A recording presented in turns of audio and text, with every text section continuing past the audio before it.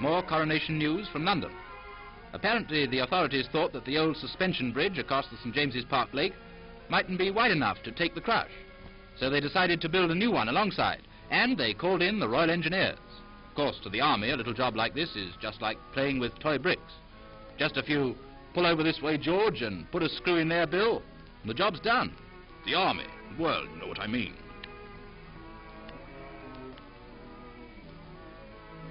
It's an interesting job to watch, but, well, they told me how they felt, but I'm not telling you.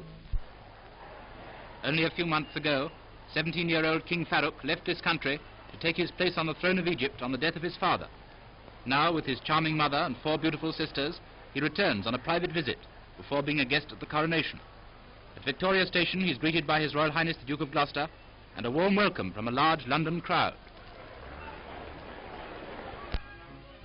His Royal Highness the Duke of Kent visits the works where the long-awaited official coronation programme is being printed. It's to be published in 2 editions, one at £1 and a deluxe copy at 2 6.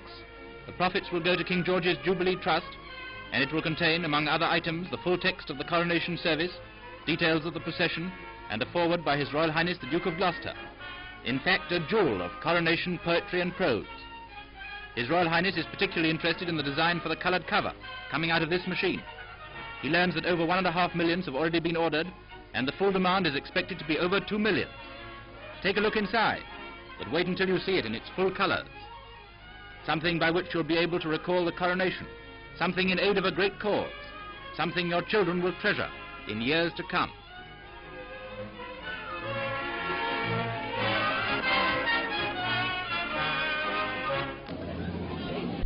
Epsom Downs without the gypsies may be an improvement for the people who live there, but it doesn't seem quite the same to the crowds thronging the course for London's own race, the City and Suburban.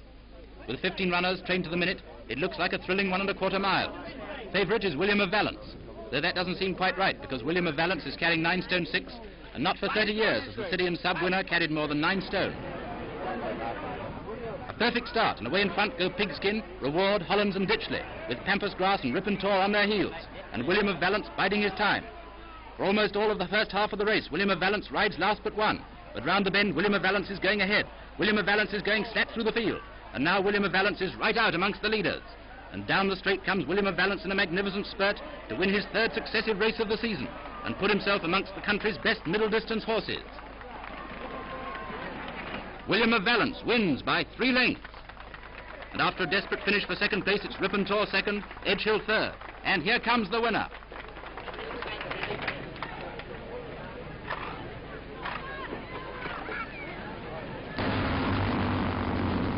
Starter gives the off in the first international motorbike race on the new course that's just been opened in the Prater, one of the lungs of the city, something like London's Hampstead Heath.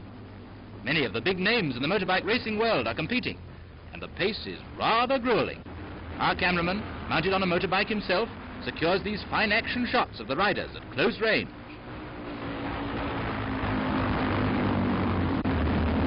The track is in excellent condition. After a ding-dong struggle, the winner is the Austrian, Martin Schneeweiss. During the coronation period, London is going to stage a 6-day cycle race. So if you want to know what to expect, take a look at these pictures from Paris. With 2 riders to each cycle, they do nothing but pedal, eat and sleep on the course for 6 days on end. And they're so tough and eat so heartily that some of them actually put on weight while they're doing it. The tough guys of the 20th century.